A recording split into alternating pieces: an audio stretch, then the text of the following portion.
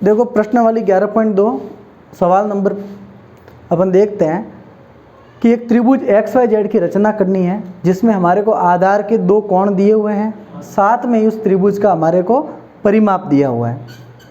आधार के दो कोण y बराबर 30 डिग्री, z बराबर 90 डिग्री, साथ में ही एक्स वाई, वाई जेड और जेड एक्स, इन तीनों भुजाओं का हमारे को योग दिया हुआ है। जब भी ऐसा प्रश्न आए, पहला काम ये होता है कि जो इसका परिमाप है, यहाँ परिमाप मतलब तीनों भुजाओं का योग 11 सेंटीमीटर दिया हुआ है, तो जो परिमाप है उसके बराबर हमारे को एक आधार रेखा खींचनी है। तो ये परिमाप आप स्केल से ले लेना। तो ये परिमाप के बराबर मैंने ये 11 सेंटीमीटर लंबी रेखा ले ली, ये 11 सेंटीमीटर लंबी रेखा, और नाम इसका दे दिया मैंने एम एन। नाम मैंने क्या दे दिया? M N. M N is equal to 11 centimetre. अब इन आधार के कोणों को देखोगे। कोण जेड पर जो कोण है वो हमारे को कोण बनाना है बिंदु एम पर। तो कोण बिंदु जेड पे जो कोण 90 डिग्री है, तो हम एम पर वो कोण 90 डिग्री की रचना करते हैं। 90 डिग्री की रचना करने के लिए प्रकार में पहले तो हम अर्धवृत्त बनाएंगे, और अर्धवृत्त बनाने के बाद जिस भुजाओं से ये अर्धवृत्त प्रारंभ होता है वहाँ से हम दो चाप लेंगे। पहला चाप 60 डिग्री, पुनः अगला चाप 60 से लेने पर 60 डिग्री और जुड़ गया 120। 60 और 120 इन दोनों का हम आधा करेंगे, बाइसेक्ट करेंगे। इससे हमारे को जो कोण मिलेगा वो कोण मिलेगा 90 डिग्री। तो इस प्रकार से बिंदु एम पर हम 90 डिग्री के कोण की रचना करते हैं। ये करने के बाद y पर कोण कितने डिग्री का है? 30। तो जो कोण y पर है वो का वो सेम कोण आपको कहाँ पर बनाना है? बिंदु n पर। तो बिंदु n पर हम बनाते हैं 30 डिग्री का कोण। अब 30 डिग्री का कोण बनाने के लिए वही अर्धवृत्त, पहला चाप हम जो काटते हैं वो होता है 60 डिग्री, लेकिन हमें कोण कितने का बनाना है? 30 डिग्री का। तो 60 का समद्वि भाजन करेंगे। तो प्रारंभिक बिंदु से एक चाप और एक चाप हम लेंगे अंतिम बिंदु से। तो इस प्रकार हमारे को जो कोण मिलेगा वो कोण मिल जाएगा हमारे को 60 डिग्री का आधा 30 डिग्री। तो पहले हमने जेड पर जो कोण था 90 उसकी रचना एम पर करी, फिर वाई पे जो कोण था उसकी रचना कहाँ पर करी? एन पर।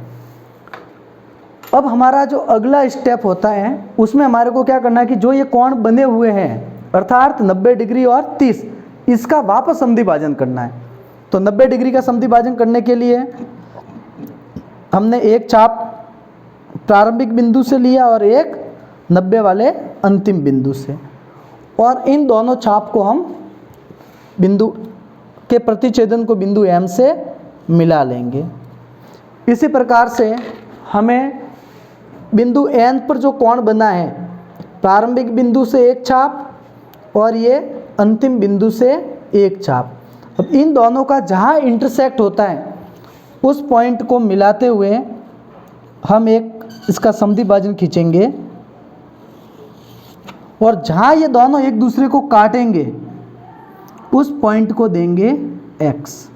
कहने का मतलब दिए गए कोणों के समद्वि भाजन जहाँ एक दूसरे को काटेंगे उसको नाम दे दिया हमने बिंदु x। अब हमें z और y निकालना है। तो ये निकालने के लिए हमें भुजाओं का समद्वि भाजन करना पड़ेगा। अब देखो इसकी भुजा कौन सी है? mx।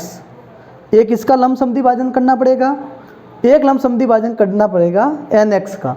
तो mx का लंब समद्वि भाजन करने के लिए प्रकार को आधे से ज़्यादा खोलकर एक चाप नीचे की तरफ और एक चाप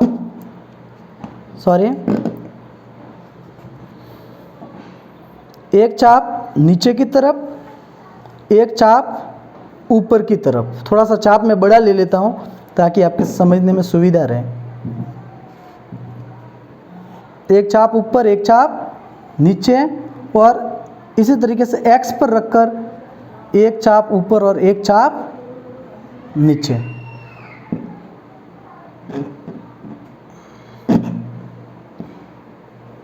ये बोर्ड थोड़ा स्लिप हो जाता है, कॉपी में बनाओगे आपको कोई समस्या नहीं आएगी। इन दोनों को आपको मिलाना है। इन दोनों को आप जैसे ही मिलाओगे ये आपको मिल जाएगा, इनको मिलाते हुए आपको लाइन खींचना है। तो जहाँ इसको काटेगा ये पॉइंट दे दिया हमने Z। इसी तरीके से आपको समद्वि भाजन करना है एक्शन का।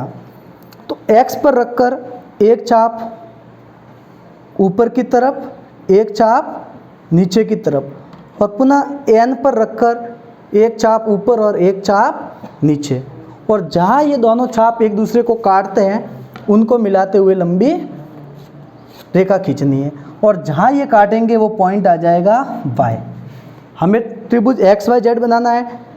X को Z से मिला दिया, Z को Y से मिला दिया, तो आप देखोगे कि आपके पास में ये त्रिभुज XYZ बन के तैयार हो जाता है। यहाँ देखोगे तो आपको दिखेगा कि कोण Z 90 डिग्री है, कोण Y 30 डिग्री, और XY प्लस YZ और ZX इन तीनों भुजाओं की लंबाइयाँ निकालकर अगर आप जोड़ोगे तो आपको 11 सेंटीमीटर मिलेगा। तो इस प्रकार से इस त्रिभुज की रचना आपको करनी है। लिखिए।